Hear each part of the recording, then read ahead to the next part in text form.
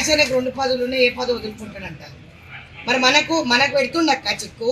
సరే no problem, ఇవ్వద్దని చెప్పు. పార్టీలు ఇవ్వకండి, గవర్నమెంట్ ఇవ్వకండి. మరి 2 పదవులు ఒక అన్న అనుభవించినప్పుడు మరి ఈరోజు పీసీసీ వదిలేసి ముఖ్యమంత్రి వారిలో ఒకటే పదవులు ఉన్నారు కదా. మరి మహేష్ అన్నని ఒకటి త్యాగం చేసి ఏ మహిళకన్నా ఇవ్వమని చెప్పండి. 33% మహిళలని ఎంకరేజ్ చేస్తుంది సోనియా గాంధీ గారు, రాహుల్ గాంధీ గారు, ఖర్గే గారు, కేసీ వేణుగోపాల్ గారు, అల్కలమ్మ గారు. నేను ఇది మా అధ్యక్షుల దృష్టికి కూడా తీసుకెళ్ళిన. ఆమె కూడా చాలాసార్లు నాకు చెప్పడం జరిగింది, అరే రే రే రే एक औरत के लिए इतने लोग కాల్ करते సునీత జీ అంటే నిన్న మేడం మీరు నా గురించి ఇబ్బంది పడకండి, నేను లెటర్ రాసి ఇచ్చేస్తాను, నా రెసిగ్నేషన్ యాక్సెప్ట్ చేయండి అని చెప్పిన. లేదు నేను ఏదైనా మంచి పొజిషన్లో ఇవ్వమని చెప్పి సీఎం గారికి నేను చెప్పడం జరిగింది. సీఎం గారు ఖచ్చితంగా ఇస్తారంటే నేను వెయిట్ చేస్తున్నాను. ఈరోజు నా చెల్లెళ్ళందరూ కూడా వెయిట్ చేయాలని లేదు కదా. సంవత్సరంన్నర ప్రతి అన్నకు తిరిగింది. డీసీసీ లెటర్లు కావాలని ఇచ్చినాం, కంటెస్టెడ్ ఎమ్మెల్యే లెటర్లు కావాలని రేవంత్ అని అన్నాడు. వాళ్ళే తీసుకురా మీకు పదవులు ఇస్తాను. మరి మా పేర్లు ఎందుకు వస్తలేవు? బీఆర్ఎస్ పార్టీ నుంచి వచ్చిన వాళ్ళు, బీజేపీ పార్టీ నుంచి వచ్చిన వాళ్ళు, వాళ్ళందరి పేర్లు వస్తున్నాయి. ఈరోజు వాళ్ళకు బాధ కలిగించిన సిచ్యుయేషన్. నిన్నందరూ నాతో కొట్లన్నారు, సగం మంది అధ్యక్షులు రాలే, ఎగ్జిక్యూటివ్కి రాలే. అక్క నువ్వు మాకు పదవులు ఇప్పిస్తలే, జిల్లాకు ఒక్క పదవి ఇచ్చినా కూడా మనం అడిగింది ఎన్ని పదవులు అక్క? 30 పదవులు అడిగినాం. ఈరోజు ఆ 30 పదవులలో ఒక్కొక్కటి జిల్లాకి ఇచ్చినా కూడా అన్న పెద్ద మనసు చేసుకున్న వాళ్ళందరితో వదిలే అక్క. మేము పీసీసీ ఉన్నప్పుడు రేవంత్ అన్నకు చేసినాం, మరి ఈరోజు బట్టన్నకు చేసినాం, బట్టన్న పాదయాత్రకు తిరిగినాం, మరి ఉత్తమన్న చెప్పిన మాటలు విన్నాం, మరి ఏదో రేవంత్ అన్న వాటి వింటున్నాం. మరి మనకి ఎందుకే రక్క? ఏదైనా సరే బయట ఉన్న వాళ్ళకి ట్యాగ్ ఉంటేనే వేస్తున్నాను.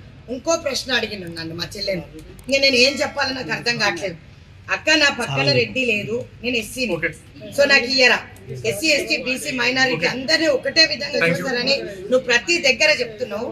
మరి ఈరోజు అదే సామాజిక వర్గంలో మేము లిస్టు తీసుకొచ్చినారు, నా ముందు పెట్టి నన్ను అడుగుతున్నారు. ఈరోజు మరి ఎస్సీ పనిచేసింది మెడ్చల్ అధ్యక్షురాలు, ఇగో 25 ఏళ్ళు ఈమె పనిచేసింది.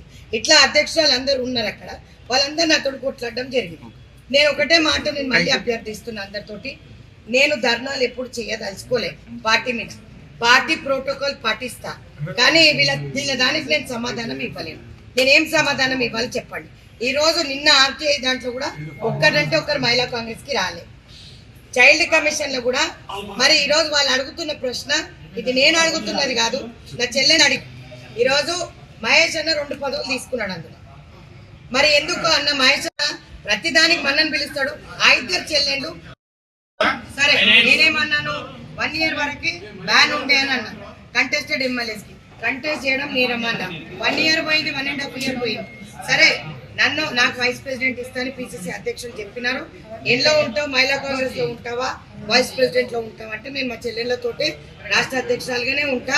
నాకు ఎప్పుడన్నా రేవంత్ అన్న నాకు పదవి ఇస్తే ఆ రోజు నేను పదవి అలంకరించడానికి పోతా, నాకు సంబంధం లేదు. వేయకుండా పర్వాలేదు, పార్టీ కోసం పనిచేస్తా. నన్ను లాగేయాలని మహిళా కాంగ్రెస్ అధ్యక్షురాలుగా లాగేయాలని కూడా గతంలో చర్చలు జరిగినాయి, లెటర్లు కూడా రాసిండ్రు. నేను ఒక్కటే మాట చెప్తున్నా, ఆ రోజు కూడా చెప్పినా, రేవంత్ అన్నకి ఈరోజు కూడా చెప్తున్నా, అన్నా నువ్వు ఒక్క సైగ చెయ్యి, నీ మీద ప్రేమతో నేను రాసి ఇచ్చేస్తాను, అంతేగాని మమ్మల్ని అవమానపరచొద్దని చెప్పి నేను చెప్తున్నా. ఈ హ్యూమిలియేషన్ హరాస్మెంట్ నన్ను చేయొద్దు దయచేసి. నన్ను వెళ్ళిపోమంటే ఇప్పుడు వెళ్ళిపోతా. ఒక కాంగ్రెస్ కార్యకర్తగా బ్రతుకుతా, కాంగ్రెస్ కార్యకర్తగా చచ్చిపోతా, కానీ కాంగ్రెస్ వదిలి పోను. నెంబర్ 1. నెంబర్ 2, నేను ఒక పెద్ద టీం లీడ్ చేస్తున్నాను ఫ్రంటల్ ఆర్గనైజేషన్లో. ఈ పెద్ద నాయకులు ఏం మాట్లాడుకుంటారో నాకు తెలియదు. మేము ఈరోజు ఆ నాయకులందరికీ కూడా కృషి చేసి మహిళా కాంగ్రెస్లో ఉన్న చెల్లెళ్ళందరూ కూడా తిరగడం జరిగింది. డోర్ టు డోర్ క్యాంపెయినింగ్ చేసి తిరిగితే ఆ రోజు అన్న వ్యవసాయ శాఖ మంత్రి తుమ్మల నాగేశ్వరరావు గారు అన్నారు, మీ మహిళల వల్లనే మేము ఈరోజు విజయం పొందినమమ్మ అంటే మాకు చాలా సంతోషంగా అనిపించింది. అందరూ కొలువు తీలిన ప్రభుత్వంలో అందరిని సన్మానం చేసినాం, అందరిని అడిగినాం. ఈరోజు ప్రతి ఒక్కరు కూడా ముఖ్యమంత్రి గారు అడిగితే వెయ్యాలి. ముఖ్యమంత్రి గారికి మాకు ఇక్కడ గ్యాప్ లేదు, మరి మధ్యలో ఉన్న వాళ్ళు ఫోన్లు ఇవ్వరు. కానీ నేను ఒక్కటి ముఖ్యమంత్రి గారు చెప్తుంది, కార్యకర్తలు బలోపేతం కావాలంటే అన్న మీరు మమ్మల్ని కలపాలి, మేము వస్తా అంటే మమ్మల్ని రానివ్వండి, తప్పుగా పరిగణిస్తారు. కాబట్టి నేను మీ అపాయింట్మెంట్ చాలాసార్లు అడగడం జరిగింది, ఇప్పుడు కూడా ఫోన్ చేసిన. నాదేమైనా తప్పు ఉంటే చెప్పండి అన్న, కానీ నా శిక్ష నా చెల్లెళ్ళకి వేయకండి దయచేసి. ఏ అన్నా, ఏ ఎమ్మెల్యే అన్నా, ఏ ఎంపీ అన్నా ఈరోజు కార్యవర్గంలో కూడా ఎంపీలు ఎమ్మెల్యేలు ఏఐసిసి సెక్రటరీలకు ఇస్తుంటే వాళ్ళకి బాధ అనిపిస్తుంది అని చెప్తున్నారు. వాళ్ళకి నా దృష్టికి తీసుకొచ్చారు, ఈరోజు ఏఐసిసి సెక్రటరీలకి ఎంపీలందరికీ వాళ్ళ నియోజకవర్గంలో చూసుకోమనక్క ఎంపీలు అయిపోయినారు, మళ్ళా వచ్చి పిసిసి కార్యవర్గంలో కూర్చుంటే ఎందుకక్క ఆ కార్యకర్తలు లేరా అని అడుగుతున్నారు. మరి ఎవరు సమాధానం చెప్పాలి దీనికి? నేనేం సమాధానం చెప్పాలి? ఈరోజు సంవత్సరంన్నర నుంచి ఒక్క మార్కెట్ యార్డ్ కాదు కదా, ఒక చిన్న మెంబర్ కూడా మాకు వేయలేదక్క. మరి మీరు ఎవరిని అడగాలి? మేము రేవంత్ అన్న చెప్తే పని చేయలే, మహేష్ అన్న చెప్తే పని చేయలే, సునీతారావు చెప్తే పని చేసినాం. సునీతారావు కోసం ఉరికొచ్చినాం. ఈరోజు సునీతారావుని మేము నిలదీస్తున్నాం అంటున్నాం. నేను కూర్చోవాల్సి వచ్చింది, ఎందుకంటే గత్యంతరం లేదు.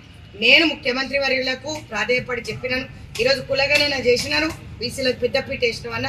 మరి మహేష్ అన్న అదే మాట అంటలేడు కదా, మరి అదే అంటున్నాడు మహేష్ అన్న. సీఎం గారు ఏ లిస్ట్ ఇస్తే అది నేను తీసుకెళ్తా అంటున్నాడు.